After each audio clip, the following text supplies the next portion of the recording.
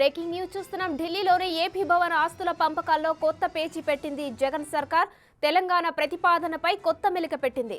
AP Telangana Bhavan ఆస్తుల పంపకాలపై కేంద్ర హోంశాఖకు లేఖ రాసింది. తెలంగాణ ప్రభుత్వాన్ని సంప్రదించకుండా నేరుగా కేంద్ర హోంశాఖకు ఏపీ సర్కార్ లేఖ రాసింది.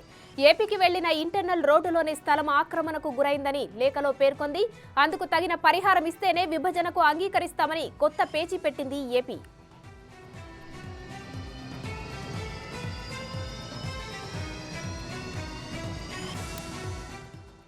ఢిల్లీలోని ఏపీ భవన్ ఆస్తుల పంపకాల్లో కొత్త పేచీ పెట్టింది జగన్ సర్కార్. దీనికి సంబంధించిన ఫుల్ డీటెయిల్స్ మా ప్రతినిధి ఢిల్లీ నుంచి శివ అందిస్తారు ఫోన్ లైన్లో. శివ, చెప్పండి, ఏపీ భవన్ ఆస్తుల పంపకాల్లో ఏపీ సర్కారు తెలంగాణ కేంద్రాన్ని సంప్రదించకుండానే ఒక లేఖ రాసింది. మరి ఈ లేఖలో ఏ అంశాలు పొందుపరిచింది?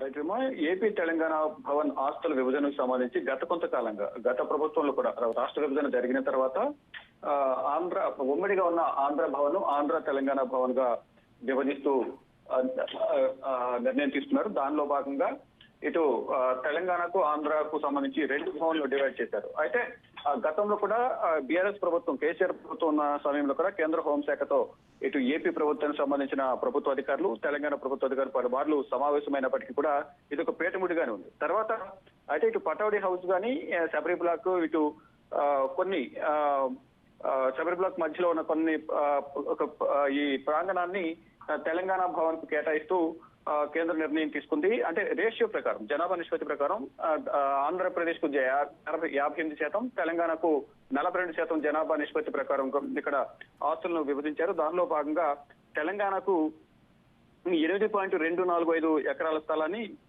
కేటాయించారు.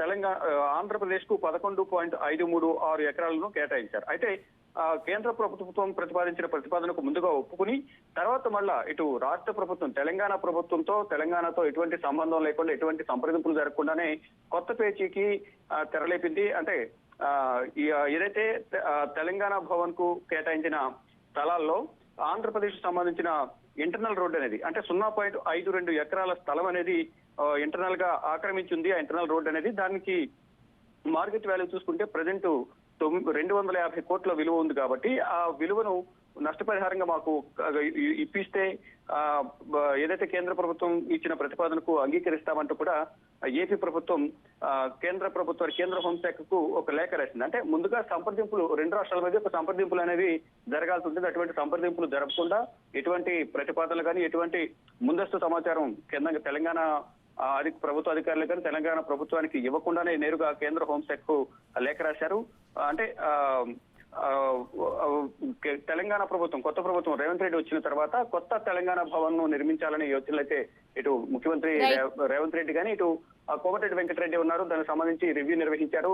మొత్తం కొత్త భవనాన్ని పటేడి హౌస్ లో నిర్మించాలనేది ఒక నిర్ణయానికి వచ్చారు. కానీ కొత్తగా ఆస్తుల పంపకాలపై కేంద్ర హోంశాఖకు లేఖ రాయడంపై కొంత ఏ విధంగా తెలంగాణ ప్రభుత్వం నిర్ణయం తీసుకుంటుంది, ఇటు ఆంధ్ర ప్రభుత్వం ఆంధ్రకు సంబంధించిన అధికారులు ఏ ఉద్దేశంతో సంప్రదింపులు జరపకుండా నేరుగా కేంద్ర హోంశాఖ లేఖ రాశారనే దానిపై కూడా తెలంగాణ అధికారులు కూడా చర్చలు చేరుతున్నారు. చూడాలి మరి ఏం జరగబోతుంది. తెలంగాణ ప్రభుత్వం ఎటువంటి ప్రతిపాదనలతో కేంద్ర ప్రభుత్వానికి మరొక లేఖ రాస్తుందా, ఏం చేస్తుందా అనేది కూడా చూడాల్సి ఉంది. లేదా ఏపీ ప్రభుత్వంతో ఏమైనా మాట్లాడుతుందనే దానిపై కూడా ముందు తెలిసే అవకాశం అయితే ప్రధానంగా కనిపిస్తా ఉంది. Right, thank you Shiva.